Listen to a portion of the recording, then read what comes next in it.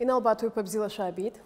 Бзирафима залиса, бзирафима сатырского тельхопшса. Гуахора дуб сарасыхан яхашари саре хайч шажарам. Сарги дара за сейгурховит и хэппи хайпулара. Иналбатович, наверное, сразу перейдем к вопросам. И речь пойдет, безусловно, о масштабном конкурсе, инициированном вами «Гордость Абхазии».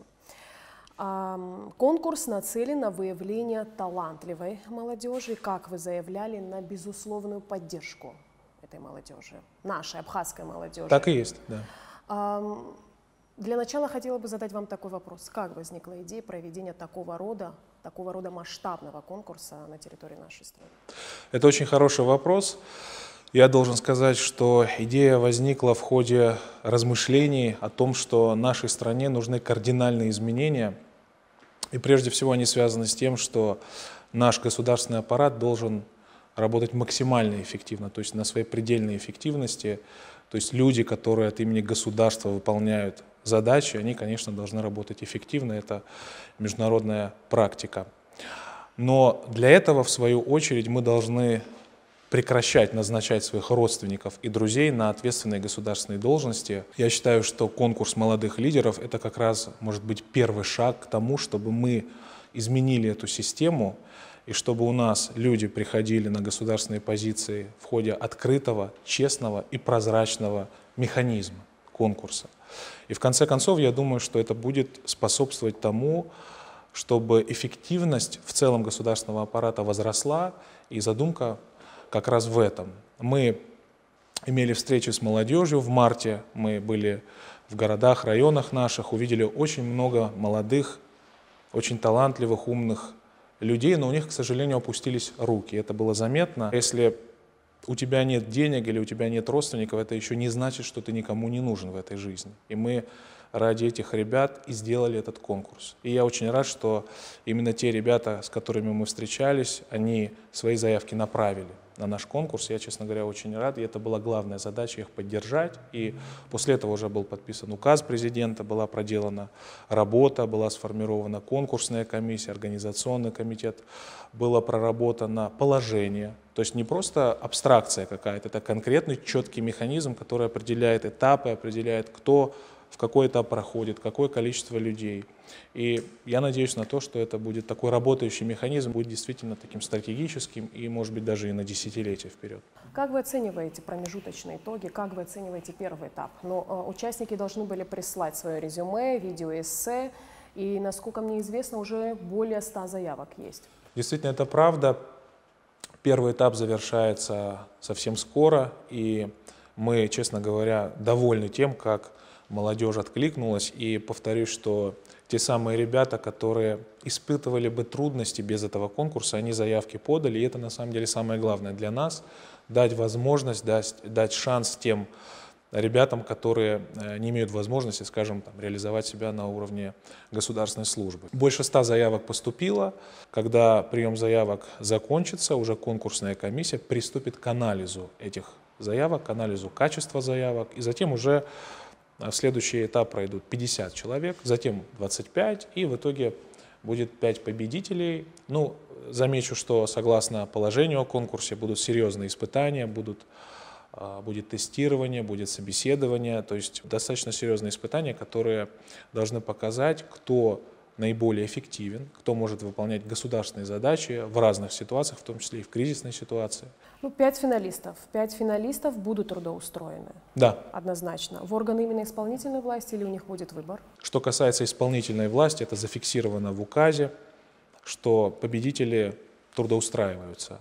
Но если победитель конкурса сочтет для себя уместным и важным работать, например, в законодательной власти, к примеру, в аппарате нашего Народного собрания или в аппарате судебной системы, то, конечно, такая возможность будет внимательным образом изучена, проработана и будет оказана максимальная поддержка. Но ни в какие кулуарные переговоры мы ни с кем не вступаем.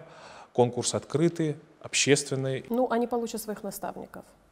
Безусловно, у каждого победителя будет наставник. Это очень важный, мне кажется, институт, который в Абхазии тоже нужно развивать, поскольку у нас с особым уважением относятся к старшим. И мне кажется, что если наставники будут помогать молодежи, то это покажет преемственность поколений, они будут передавать ценности важные, будут давать правильные советы в ходе работы. У меня возник такой вопрос. В свое время в вашей жизни какую роль сыграли наставники? В моей жизни очень большую роль сыграли наставники. Это было в период особенно университета. Очень помогали, поддерживали. И, слава богу, до сих пор наше общение продолжается. Я имею в виду Сергея Александровича Караганова и Евгения Григорьевича Ясина. Это ученые, очень известные Высшей школы экономики. Кстати, выпускник 10-й школы нашей родной, его зовут Глеб Аджба. Он сейчас заканчивает школу. Он показал очень хорошие результаты не только в учебе, но и в общественной деятельности. Выигрывал конкурсы в рамках нашего проекта «Послы доброй воли Абхазии», и при поддержке Сергея Караганова будет зачислен на факультет мировой экономики и мировой политики. Это один из ведущих мировых факультетов, и я, честно говоря, очень рад. Хотя учиться там действительно тяжело, но я желаю нашему парню успехов в учебе. Я надеюсь, что он не подведет. Мы часто слышим об эффективности госаппарата. На сегодняшний день существует очень много современных методов оценки эффективности работы чиновников госаппарата. К примеру, в Министерстве экономики Российской Федерации есть утвержденные анкеты, вот именно в области предпринимательства, где бизнесмены раз в год должны заполнять эти анкеты, и по итогам этого анкетирования, то есть у них складывается некая картина, дается некая оценка тому, насколько эффективно работают чиновники и рейтинг регионов. Вот применимы ли в нашей стране такие методы? И наверняка мне хотелось бы услышать от вас, есть множество таких современных методов, других примеров оценки работы. Необходимо в нашей стране внедрять практику публичных отчетов руководителей центральных органов власти, министров, глав районов, в том числе, может быть, и депутатов, потому что работу депутата тоже можно оценить. Это количество, качество поданных законопроектов.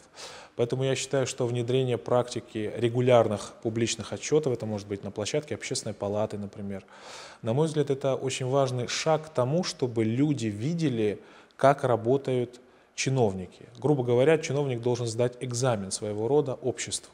И если мы все будем делать открыто и общественно, с моей точки зрения, опять же, эффективность государственного управления существенно возрастет. И, кстати, если чиновники будут отчитываться перед обществом, то эксперты и сама общественность сможет оценивать и формировать те самые рейтинги эффективности, о которых вы говорите, которые в Российской Федерации используются. Я приведу пример, что в Российской Федерации очень часто используется рейтинг эффективности губернаторов. И, кстати, на основании этого рейтинга принимаются серьезные кадровые решения. То есть это не просто рейтинг. И то же самое могло бы быть у нас. Я вам приведу, если позволите, такую метафору. Когда я учился в школе, я очень болел за команду Манчестер Юнайтед. Это известная футбольная команда. И иной раз в команду приходил новый игрок. Зачастую новый игрок выступал от матча к матчу с плохими результатами, и, конечно, это сказывалось на игре всей команды в целом. Команда опускалась вниз по турнирной таблице, и этого нового игрока критиковали, он получал плохую прессу. И что в итоге? В итоге на основании честного, понятного, объективного анализа главный тренер, руководство клуба принимает решение о том, чтобы убрать этого игрока из команды, другого быть не может. И государственная служба — это то же самое. Мы должны смотреть на эффективность. Если ты заявляешь о каких-то своих амбициях, о каком-то своем положении, будь добр, покажи народу результаты. Если же не получается, значит, это место должен занять другой человек, который будет выполнять свои функции более эффективно. Вы думаете, что возможно применить этот опыт у нас в стране? Вы знаете, я считаю, что, конечно, сразу такую инфраструктуру трудно создать, но первые шаги нужно делать. И в этом смысле все зависит от политической воли. Когда приходит чиновник, сидит годами в своем кресле, никто не знает, что он делает. Это неправильная ситуация. Чиновник должен регулярно отчитываться, люди должны воспринимать эти отчеты либо положительно, либо отрицательно. Если в ходе своих отчетов чиновник получает плохую реакцию, вряд ли он может рассчитывать на продолжение своей работы. То есть самая главная сила в политике — это общественное мнение. Вы также говорили, что будет создана платформа Да. будущее Абхазии. Будущее Абхазии, да. Социальная Совершенно платформа. верно. Мы, когда встречались с молодыми ребятами в марте в ходе наших встреч в районах и городах, мы пришли к выводу, мне так показалось, что очень большое количество молодежи не просто хочет поучаствовать в конкурсе, но им нужен какой-то профсоюз своего рода, то есть институт, который будет защищать их права. Я повторюсь, что многие молодые люди, у них опустились руки, ими никто не занимается, по крайней мере, никто не занимался. И я почувствовал, что даже есть элементы депрессии у многих молодых ребят. Это тоже правда, об этом тоже нужно говорить открыто. И мы пришли к выводу, что запустим социальную платформу «Будущее Абхазии». Она как раз объединит на своей площадке все наши молодежные направления, в том числе эта платформа будет координировать конкурс «Гордость Абхазии». И социальная платформа нацелена на то, чтобы защищать права молодежи, защищать права молодых людей, в том числе и трудовые права. Потому что у нас очень высокий процент безработных среди молодежи. Официальная статистика говорит, что у нас безработица в целом по экономике 50%, то есть каждый второй трудоспособный гражданин Абхазии не может найти работу.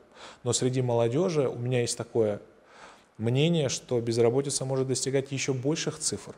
И это может быть и 60, и 70%, если мы говорим о наших некоторых районах. Поэтому я считаю, что нужен нам какой-то институт, который будет помогать системно молодежи двигаться, помогать с трудоустройством, защищать права, в том числе и тех, кто учится в университете. Безусловно, самый животрепещущий вопрос нашей молодежи – это трудоустройство.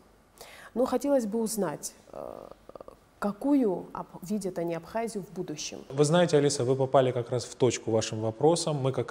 Я приехал, и мы здесь в этом зале собирались с молодыми людьми, и мы обсуждали стратегическую программу «Будущее Абхазии». Помимо того, что мы хотим запустить, собственно, саму социальную платформу «Будущее Абхазии», мы хотим ее наполнить таким качественным содержанием. И мы собираем программу «Будущее Абхазии» из предложений молодежи. Какой они видят Абхазию через 10 лет? К примеру, в 2030 году мы сформулировали вместе с молодыми людьми определенные макроэкономические параметры конкретные, которые при благоприятном сценарии могли бы быть достигнуты. То есть это уровень средней заработной платы, это наши абхазские пенсии, это касается ставок по кредитам, которые сейчас достигают 40%. Конечно, чтобы развивалась экономика, ставки должны быть 10-15%. И на самом деле самое главное в этой программе, которую мы представим, программа «Будущее Абхазии», там будут конкретные меры, которые молодые люди предлагают и которые должны нам помочь добиться серьезных результатов в будущем. Прежде всего это касается повышения эффективности государственного управления, например, создания МФЦ. Это многофункциональный центр по предоставлению государственных услуг. Проще говоря, ты приходишь, не стоишь в очереди, тебе не нужно давать взятку чиновнику, у тебя все в электронном виде, ты получаешь документ в течение считанных минут или даже по интернету. Мы с вами видим, как сейчас по улице Званба люди вынуждены стоять и часами ждать свои документы. И тем более в эпоху коронавируса. Это, наверное, вообще в принципе, даже если не брать коронавирус, это не та картина, которую мы хотели бы видеть в 21 веке. Это же немножко уже устаревшая конструкция. Кроме того, Абхазия должна открыться миру. Конечно, запуск аэропорта Сухумского, конечно, упрощение режима абхазо-российской границы. Наша молодежь очень внимательно, с трепетом относится к вопросам безопасности. Здесь предлагается программа «Безопасный город». Это камеры во дворах, на улицах, это видеофиксация нарушений. Конечно, это очень поможет нашему Министерству внутренних дел в их работе. Одним словом, очень много интересных, продвинутых мер, которые могли бы нам помочь сделать настоящий шаг вперед. Я думаю, что если тысячи, десятки тысяч людей объединятся вокруг этой программы, таких программ, не обязательно именно этой, но вокруг созидания, если осознают, что только от нас зависит, будем ли мы жить завтра лучше, поймут, что не всегда нужно надеяться на какую-то внешнюю помощь, то я уверен, что мы все проблемы решим, все преодолеем, и будущее Абхазии будет делом наших рук. Как раз продолжение темы «Будущее Абхазии в наших руках». А наше общество смотрит на вас как на будущего лидера нашей страны. В будущем есть ли такая вероятность, что вы будете баллотироваться в президенты? Могу однозначно сказать, что таких планов нет. Спасибо за то, что нашли время Вам нашли спасибо. время пообщаться с нами. И еще раз спасибо за такой открытый разговор. Спасибо большое. Нас иахьатәи ҳаиҿцәажәара хыркәшауа Иналбату иԥа зегьы ирдыруеит, жәаҳәарада уи адунеи зегьы иахыҵәеит аҽкчымазара коронавирус, иара ҳара ҳаԥсынгьы иҟоуп еиуеиԥшым ауадаҩрақәа. Иахьатәи иуадаҩу аамҭазы ҳауаажәлар ҳҿар ирзеиҟьашьои. Ԥсышәала аҭакшәысҭоит. Иашаҵәҟьаны адунеиаҿ аҭагылазаашьа даараӡа иуадаҩуп. Ҳәарада, Аԥсны еилкаауп ишыҟоу ауадаҩрақәа, апроблемақәа, аекономика аганахьалома, асоциалтә сфера аганахьалома. Сара ҳажәлар ҳҿар рзеиӷьашьарц сҭахуп агәабзиара агәамчи. Инаҵшьны исҳәарц сҭахуп, ҳара Аԥсны ақалақьқәа рҿы иҳаман аиԥыларақәа. Сара даараӡа исҭахуп Аԥсны аҿар рыбжьы зегьы ираҳарц. Аԥсны аҿар агәра ргаларц, дара рымч рылшара. Убри сара ишызбо ала аҵакы ду амоуп иахьа. Ҳәарада, иахьа иҟаҵатәу даараӡа ирацәоуп, сара исҭахуп ҳаидгыларц иҳамоу ауадаҩрақәа зегьы рыӡбаразы. Иҭабуп даараӡа. Иҭабуп аиҿцәажәаразы.